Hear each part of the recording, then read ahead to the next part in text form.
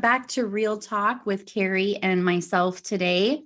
We are excited to bring this conversation to you because this is actually a conversation that both Cari and I have experienced a lot just over the course of this shifting market. And so today we really want to talk to you about reevaluating your own needs. Are you with the brokerage right now that you really need to be at? Have you outgrown your current brokerage?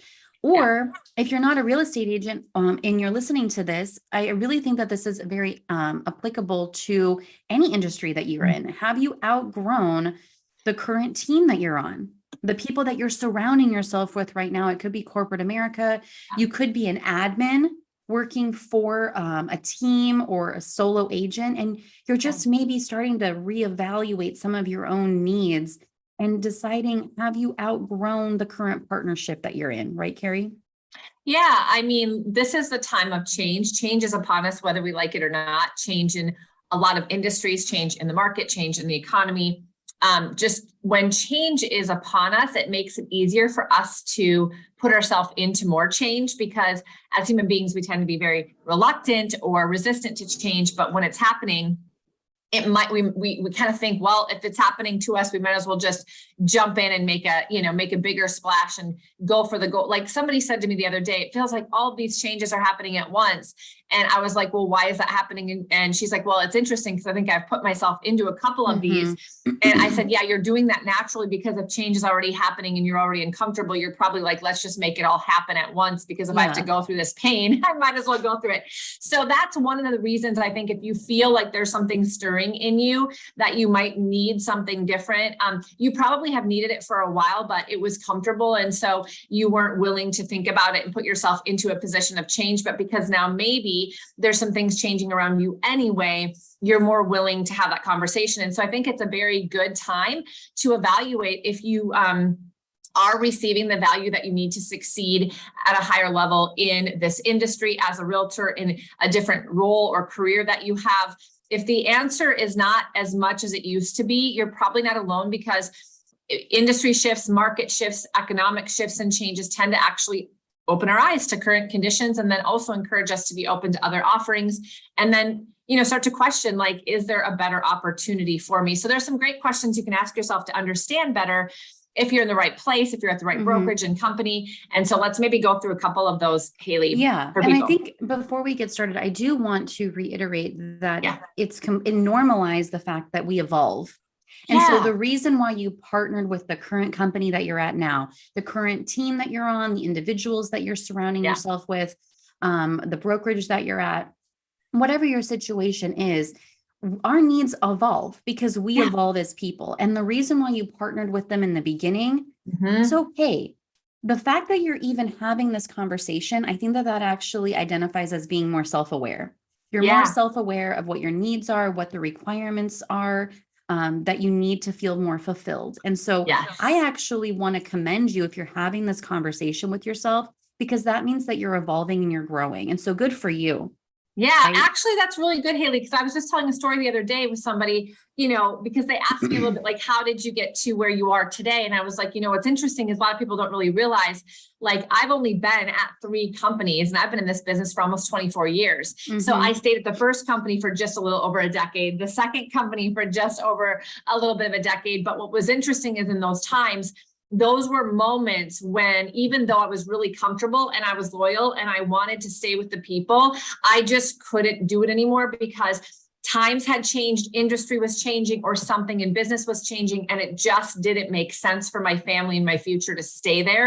And I had to be willing to be open to the fact that things change, and that's okay. There's nothing wrong with it, nothing wrong with me, nothing wrong with the other people, but we should be, as business owners and just as human beings, have the ability to be okay and normalize the reality that we need to grow. And when we grow, we usually have to change something. We can't just stay in the same position and expect something to change. So I think that's an important topic. Yeah, 100%. So the first thing that we want to talk about, or question that you could be asking yourself is your current brokerage or the company that you're currently at now, the team that you're on, are they keeping up with being modernized? Are they keeping up with the times? If you're not receiving the information that you need or the training that you need to stay an expert, especially in real estate, you want to remain the real estate expert. Is your current brokerage embracing concepts and training and strategies that are going to help keep you relevant and continue to grow? And of course, like I said, this doesn't just need to be within real estate. Yeah. Is the current company that you're at, are they keeping up with the times and providing you with opportunities to learn how to do that? Yeah, I mean, I find that a lot of people, a lot of leaders, a lot of companies feel they have to be the only people bringing information to their people. In other words, they put it all on their shoulders. Well, there's only so much that each individual person can learn and how they can grow. And so one thing that I've always found to be super important, and you and I, Haley, do this for our people all the time, and even our coaching clients and the people that we're friends with, even if they're not working with us, is bringing other experts in front of them, staying on top of what is changing, what are people doing that's working, and who can we bring in front of our people so that they change their mindset around things. So, if you're not getting that training, if you're not getting that exposure to other things, if you have to go out there and find all the new ways and all the new niches and all the new technologies, that's another full-time, bless you, that's another full-time job in and of itself. And you should be in a place where people are bringing that to you, because that's how you continue to grow into the conversations around you. 100%. Sorry, my dog is barking in the background. Talk about working from home, and this is the perfect segue. Do you need the desk in the office? Yeah. So the next thing we really want to talk about is what office space is ideal for you, because with the movement in 2020, what we realized is that we can actually work from anywhere. We can work remotely, but that doesn't work for everyone, and it doesn't have to. Our question, the question that you really should be asking yourself is, what is the most ideal work environment for you? Yeah. Is it a desk and office space? Because some people thrive in that community environment. Some people, especially if you're a real estate agent, you want to hear other people on the phone. You want to hear objection handling. You want the team environment, the collaboration in the community. Yeah. And some people actually thrive working from home. Like, I love working from home. Yeah. And I actually accomplish a lot more doing that. Yeah. And that's interesting, because it's so funny, because I've noticed that recently people were, because of COVID, going back to home office, and they loved it. They were like, oh my gosh, I'm saving hours a day without driving, being distracted. I'm getting so much more accomplished. And then all of a sudden I started to hear people saying, well, now that I've been at home for a while, now I'm getting a little bit lonely. I feel like an island on my own. I'm not around enough conversation. I'm not hearing the things that other people are doing. I'm missing that environment. And so now I'm seeing this trend, at least in our industry here in real estate, Haley, which is this idea of co-working space where we can have a good mesh of the two. We can go in, we can mastermind, we can work a couple of days in the office. We can come back from home and focus a few days and save our time and money from driving around. We can do events together. We can, do those sorts of things. And it's just been a really interesting shift of going, we love home. We were at the office all the time. Then we were at home all the time. And now we're kind of looking for a mix of the two. So if you pay a lot for an office space where you are that you only use once a week, that may be a consideration, because when we move into a new market, you also have to watch your expenses. And then if you go into an office where nobody's around you and it's just a private office, are you getting from that what you need?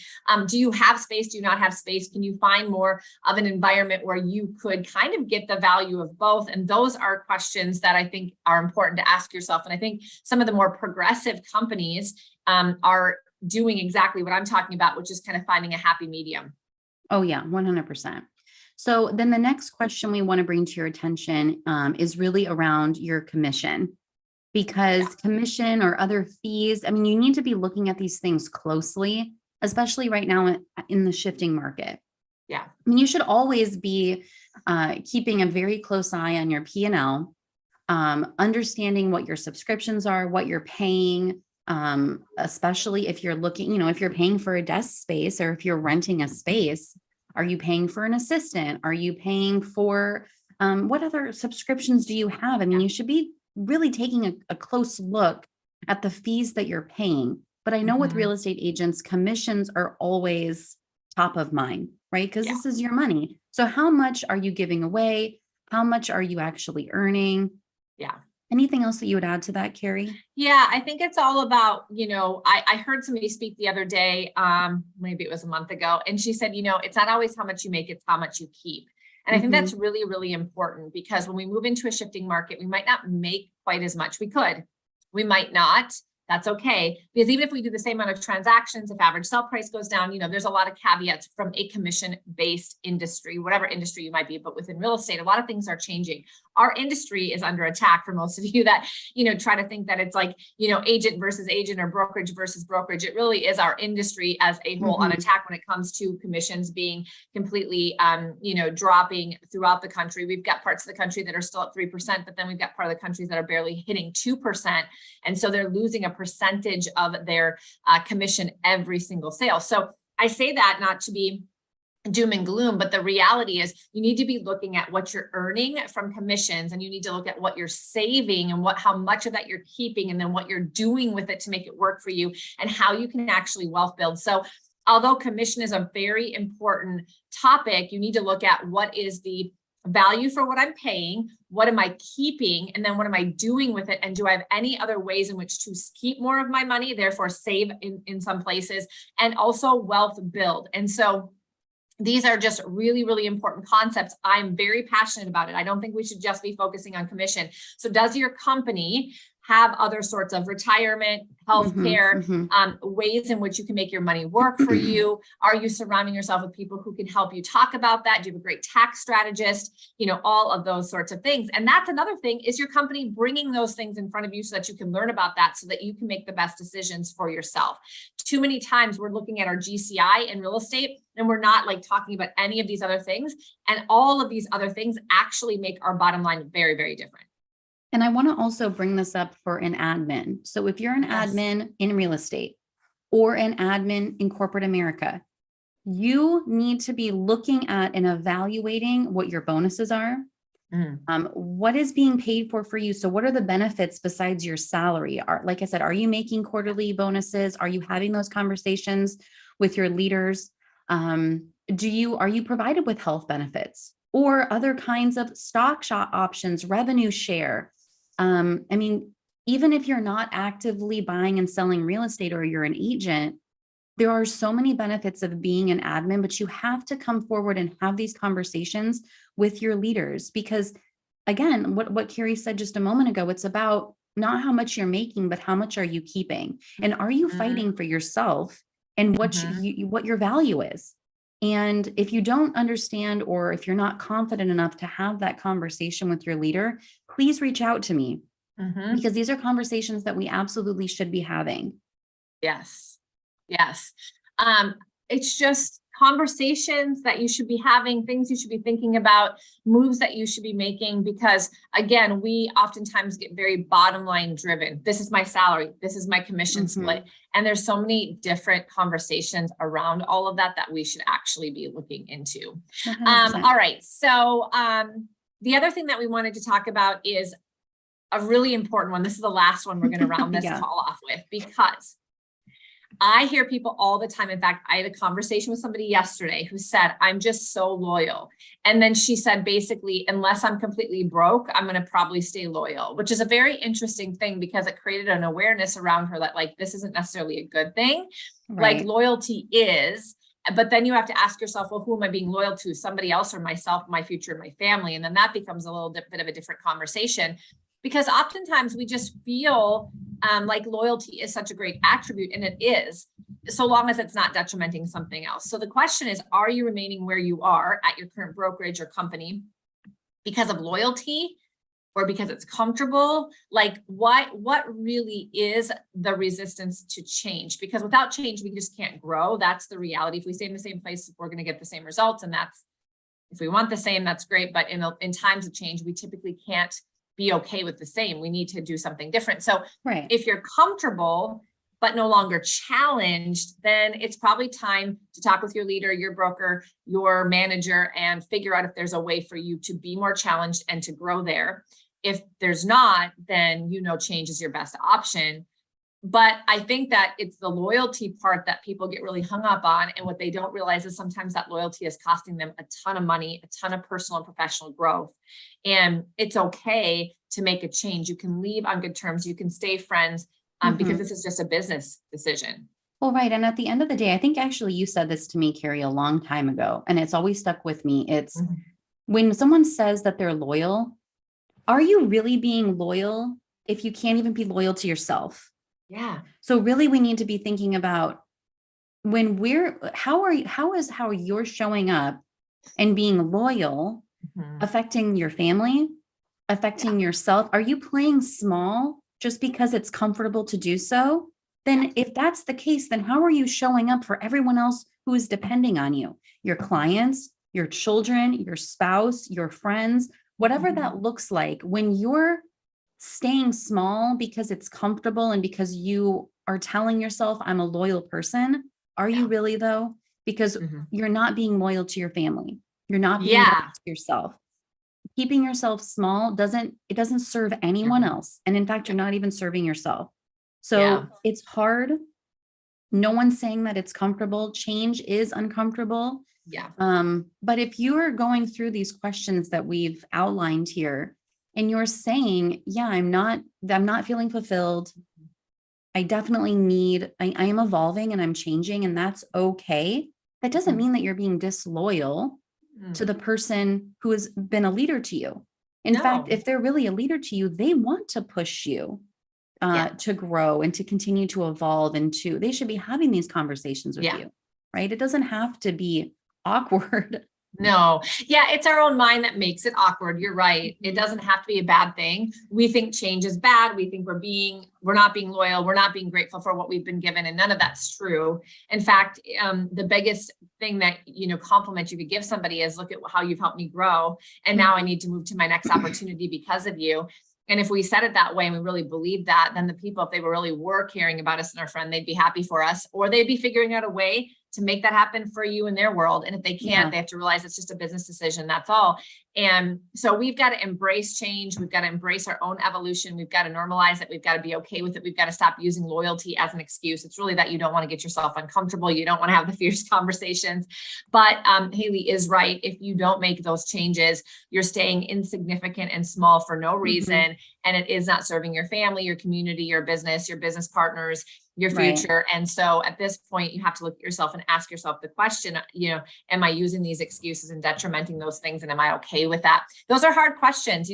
All of these things are tough and fierce conversations we have to have with other people and ourselves, but that's actually how we grow, how we evolve, and how we get to the next level in our life and in our business. So we want to encourage you today to do that. This is a time of change anyway. So just get yourself out there and make the change if you've been thinking about it, because whether you like it or not, things are going to change around you. So you might as well make an active choice and change what you want to versus just letting change happen to you and maybe not having it be the right one. So hopefully this encourages you. And if you do need a conversation around it, Haley and I are here for you.